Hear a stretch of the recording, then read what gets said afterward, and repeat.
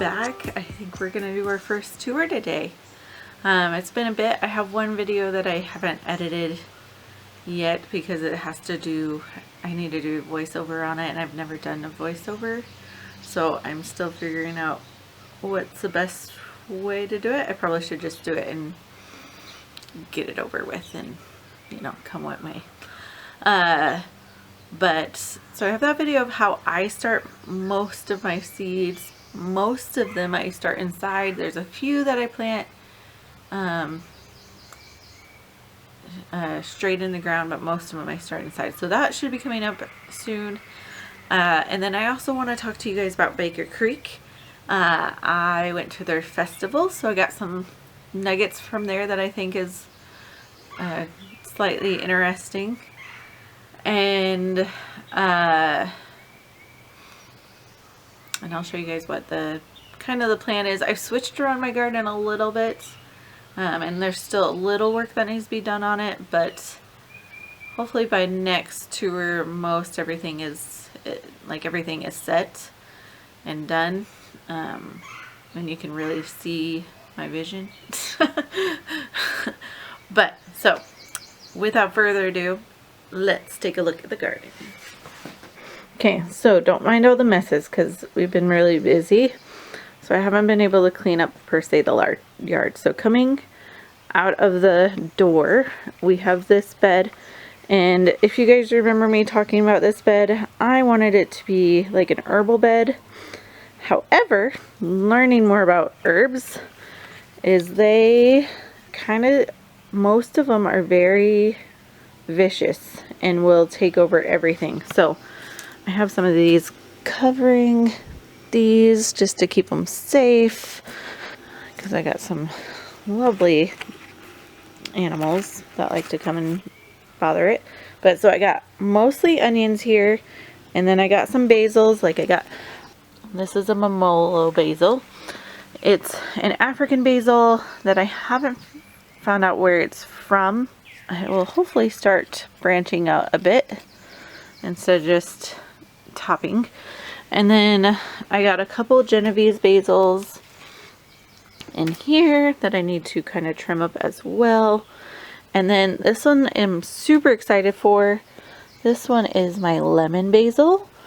So this one I'm really excited for, to make some tea out of it. And so that will be fun. I got 2 of these. Next year I might have to up it. We'll see. We'll see. Oh, I need to transplant more seeds. So I got a bunch of these volunteer cucumbers. I just put 9 of them in a different bed, which I'll show you. And then over here, this one's being super protected because it's not growing super well. So if you guys got any hints for us, for the people that don't grow a ton of basil, it's my Thai basil, and every year so far I have had not the bestest luck. And then I have hollyhocks. These are really pretty, double petal. Yeah, I'll have to put it on the screen, but it's supposed to be super pretty. I'm coming over here because there's better lighting. So one thing I learned recently about hollyhocks, if you haven't ever grown hollyhocks before, is that they leaf the first year, flower the second year, and then they die. So I will be probably continually putting seeds in the ground for those, just to make sure I always have a bloom going. But so just be aware, if you want hollyhocks, you will not get flowers the first year, and then the following year you get the flowers, and then you'll have to start the whole process over. So definitely succession, so those year after year, so that way you continually have flowers. So carrying on with the tour, and this is where the mess is, so forgive my mess because I have not had time to fully clean it up and make it look pretty. So it's a real deal. I was trying to complete a lot of stuff before I went to the Baker Creek Festival, and I didn't get to all of it. So, and then I came back home and I filled one of these beds. So there's an overview. We'll start with this bed right here. This is my melon bed. It's about 14 feet wide. Super excited for this. I have still not found the perfect watermelon or melon. So if you have a favorite watermelon or melon, please put it down in the comments so all of us can see it and I can get some suggestions that maybe I need to try. But this is what I am growing this year. In this bed I have, there's Lilano, Sweet Glow, both in those spots. And then I have water, these are both watermelons. Well, this is Wilson Sweet in both these spots. And then I come over to these melons. And I got Hale's Best in these two spots. And then I have Petite Grace de Rains. If I'm saying that wrong, forgive me. So I have one of those. And then in these two spots, I have a Sweet Passion in those two spots. Now coming over here, oh, looks like it got messed with. That's not good. Here's some of the cucumbers I plan to transplant it. I'll probably need to transplant quite a few more. It looks like from over there, but here they are. And then in this bed, I put some ground cherry seeds. And hopefully they'll go. I don't know if they will or not. They're really small seeds, and I've had the hardest trying to put them indoors. So I thought I would give this a shot, and we'll see how it does. And then these are all, they're called Perry Garlic.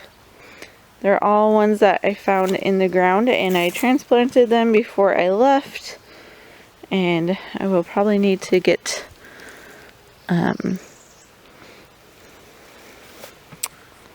them out of there here soon. So, because once they start doing this, then you know that they're probably not gonna do much more for you.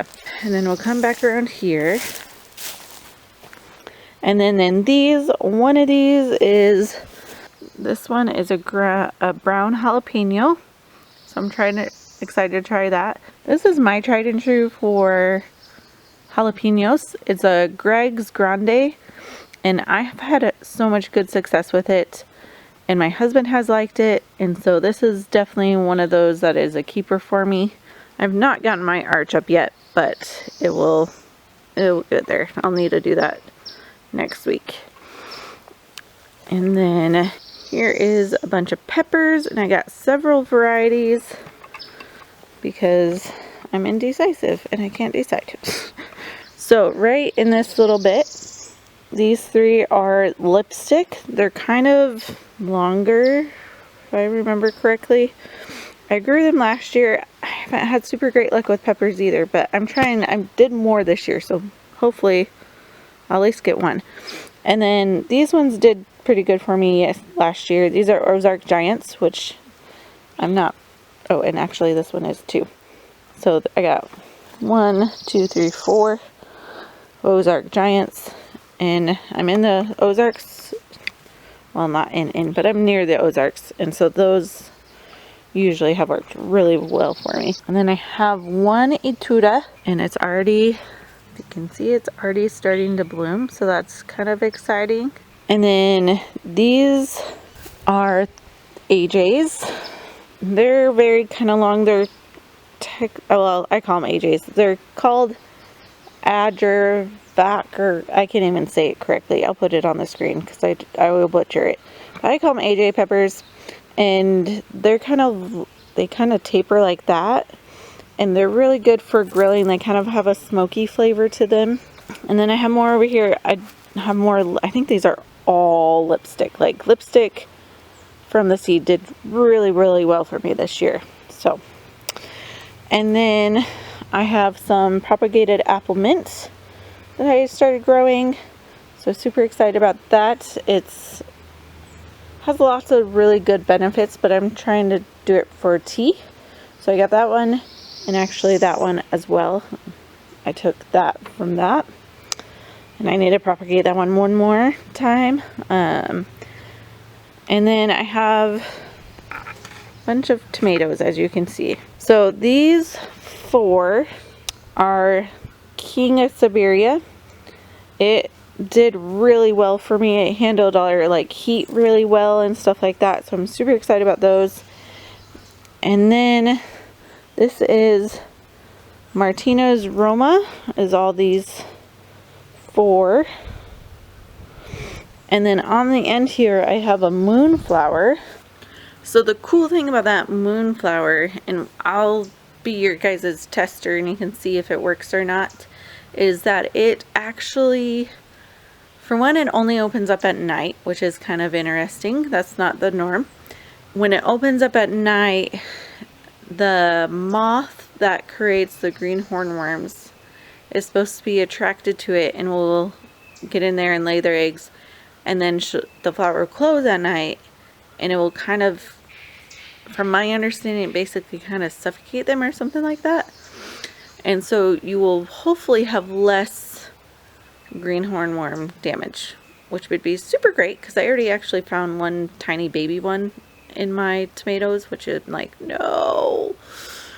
I hope it does really well, because I really, last year, I mean towards the end of the season, I kind of just let my garden go, because it's like, what else are you gonna do? Like, I just let it go wild, and I don't try to put my expectations on it as much.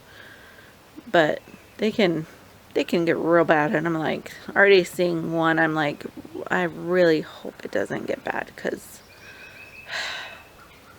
life is busy.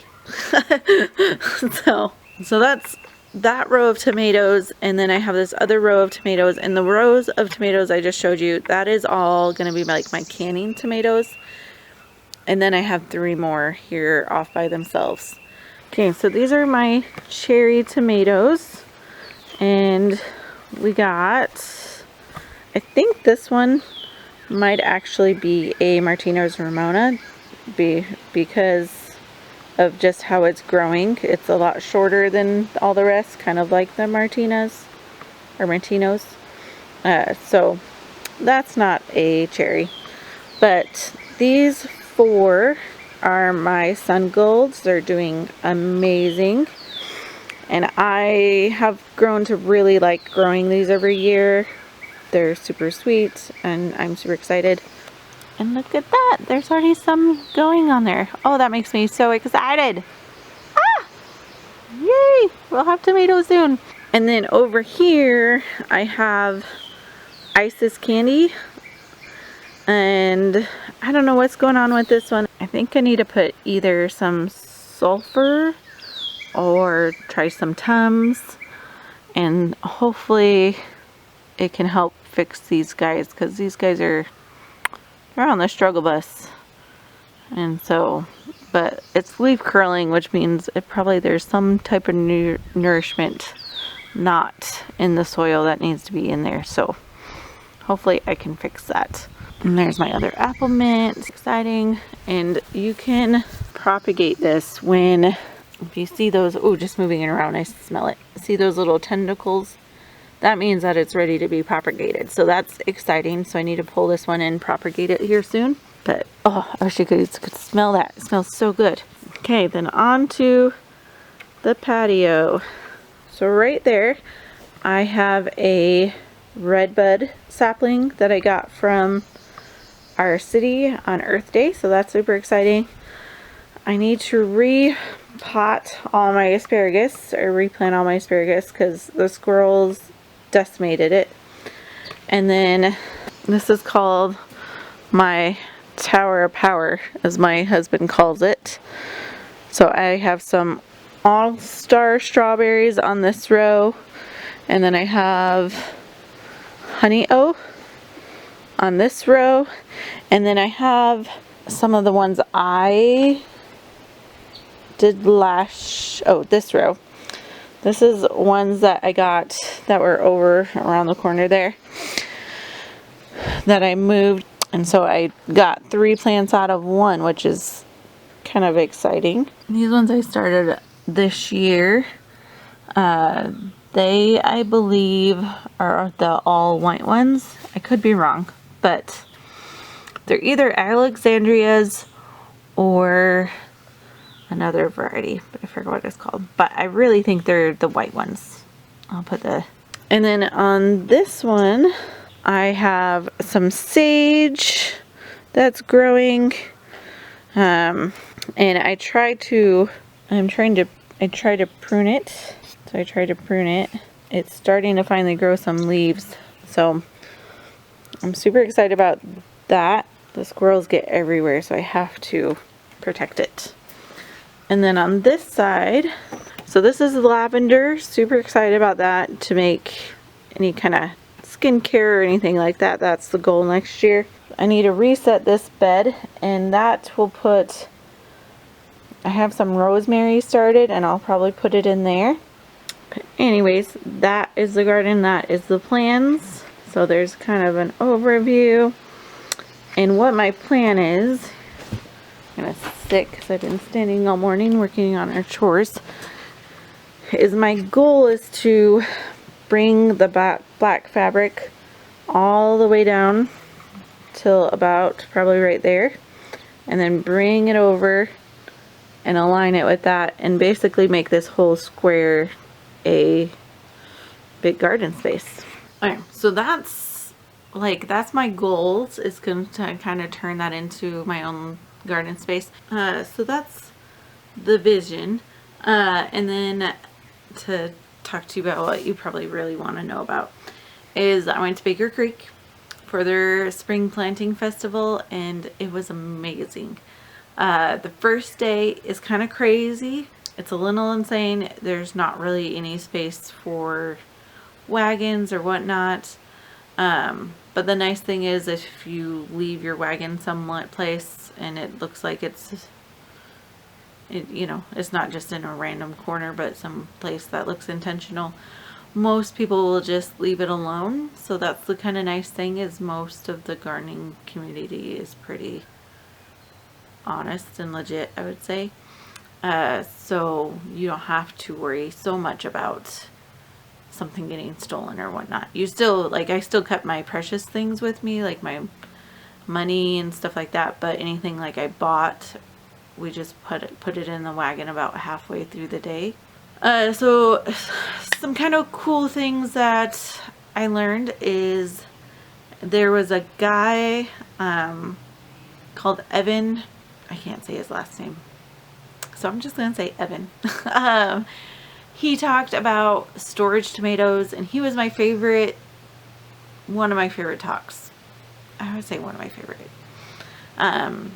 He just really likes tomatoes, so I felt that because I really like tomatoes too. But he talked about storage tomatoes, and not in the sense that you can them up and put them in a sauce of some sort, but you literally just hang them on the vine and store them in your house. Or in his case, he had them in his garage. And so he was there. He is the owner, I want to say founder of Heirloom Seed House. But he talked, and he was amazing. I loved all his stories. He talked about his trips to Italy and how they did things. And he said that he had one of his friends over, and somebody tried his tomato that's been on the vine and the hanging for it was 7 or 9 months or something, Mark, and it was still a really good tomato. And so that was kind of interesting. So next year I kind of want to play more with that and see if that would work really well for us or not. I'm slightly worried about the humidity in our house because we don't really have any good non-humidity kind of space, and so we'll see if it works or not. He said when you do it, you kind of want to mimic, because it's all done over in Italy and Greece and that kind of thing.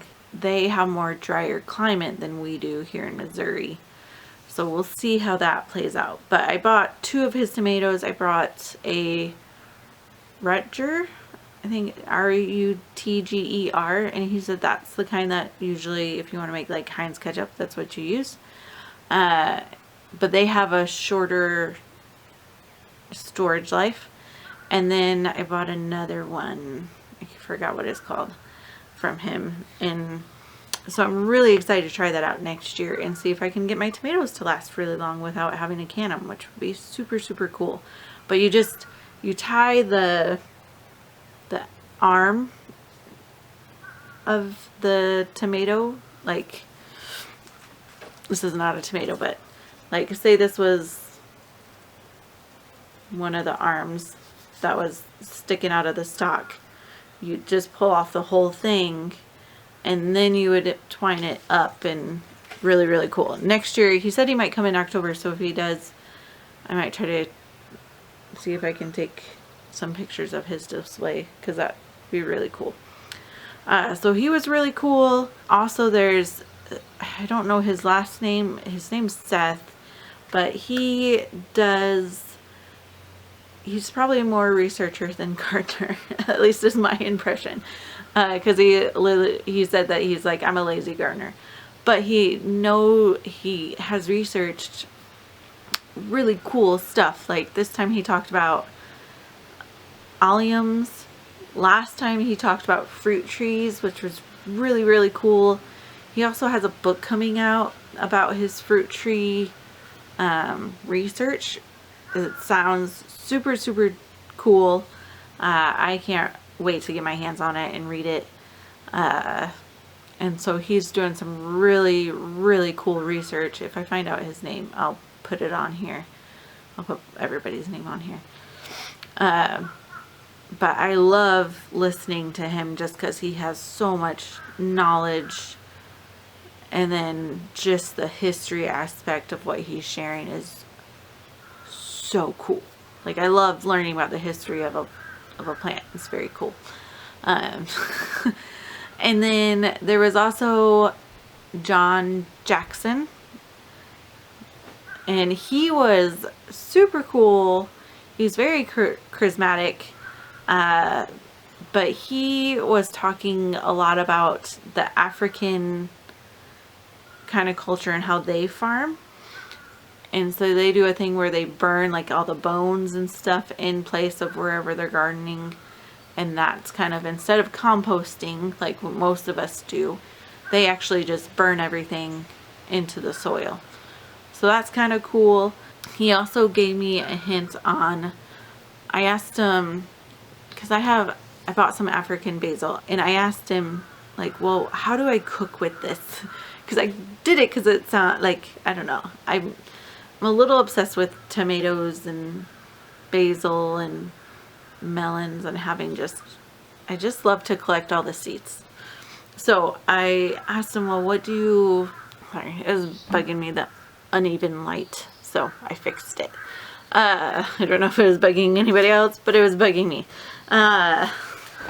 So he, like I said, he talked about African culture, and I asked him what to do with basil, because I was like, I don't really know how to use African basil. And he said what's the best thing to do when it comes to Africa, especially the cuisine, is, especially, I say more of the cuisine. It might not be so for everything else, but for basil it was, and I'm assuming the way he talked it was kind of the same, is if you have something African, look at the region of Africa it's in, because Africa is so diverse in how they cook that he's like, you really, really have to look at the region that you're getting that seed from. The one I bought, it's like Evivitor, might be an I at the end. But that one is from Ghana. And so I came back to him, and he kind of sent me a text of kind of what to do, or some ideas. And so he said just really look at what region it's in. So if you're ever cooking with anything Africa, I would say the same thing, what he told me. Look at the region that it's from and go from there. So another really cool thing I did learn, that she was a pretty cool speaker too, but I love the ones that have like some history or culture or something within it. It's very cool. There was a lady talking about vanilla. She has a vanilla bean farm down in Florida, but she said that the United States, you're only allowed to sell 2 different kinds of vanilla. We can't sell the rest here in the United States, which is super sad. So that's kind of a bummer. But she was selling some vanilla bean seed plants, and I was very tempted to buy one. But you have to bring it, at least in ours, because we're get cold enough, you have to bring it inside so that way it doesn't freeze. And it takes about, I think she said 4 years before you get any kind of harvest. But when you do get a harvest, like it will produce a buttload of vanilla pods. So I definitely want to get one in the future, but I just don't have space for it right now, sadly. So I might try to post here on the end some of the pictures I took. I took a tour of some of their greenhouses and took some really pretty photos. But yeah, so it was a really cool experience. I love going there. It's kind of like, it's my happy place, going to Baker Creek, but it's like 2 hours away from me, so I don't go there unless it's a festival. And so this time I went with a bunch of girls. Last year I just went with my sister-in-law and her friend, but this year we all went. A few more girls joined us, and I think it's going to become a tradition that we go. So loved both of us festivals. I will definitely say the spring one is way busier. There's way more vendors, way more plants for sale, where the October one's a little bit more low-key, and there's vendors, but it's mostly you go listen to things and you buy seeds, not so much that you're going to be buying any kind of plants or anything. But there was, in October, there was the same fruit tree person there that was there in October was there this spring too. So you can still buy plants in October. It's just not the goal, I guess. That's maybe how I phrase that. If there's anything you guys want to see particularly, let me know. If there's something that is your favorite that I don't have, please post in the comments. Definitely post. I probably will comment to make it so I can find it easier. Post your favorite watermelon and melon in the comments, because I would love to see what the general consensus is on that. And then if there's a tomato that I'm growing that you absolutely love, give me a heart and tell me which one you're growing. And yeah. So anyways, thanks for hanging out with me, and don't be a stranger. Hopefully I will get better at posting more regularly. That's my goal. But I will say I have a life too. I have 2, small children, and small kids, they keep you busy. My girl yesterday actually got into, I make sourdough, and I fed my sourdough before I went to go get my son from school. Or no, well, yeah, but I fed it like after she went to bed. And when we got home, I forgot about that the lid was off the flour, and I went and just chilled in my room for probably about 20 minutes, which I did leave her alone for a good minute. But I come back out and there's just everywhere. So that was a joy. I didn't think I was going to spend time cleaning up flour, but it was a lot of flour too. It's probably like 10 pounds of flour that she dumped out of my bucket by, I think, just grabbing it and plopping it down. So, hey, she keeps me on my toes. My one that's a little older is not quite so adventurous. So, anyways, like I said, don't be a stranger, and I will post I'll probably wait like 2 weeks at least, just because I want to see if anything more comes up, so that way you guys can actually see progress instead of just like nothing's really changed since the last time I post. Because I don't want to post just because. I want to actually show you guys progress and show you some different growths and what they should look like and everything like that. But anyways, love you guys. Thanks for hanging out. Don't be a stranger. Bye.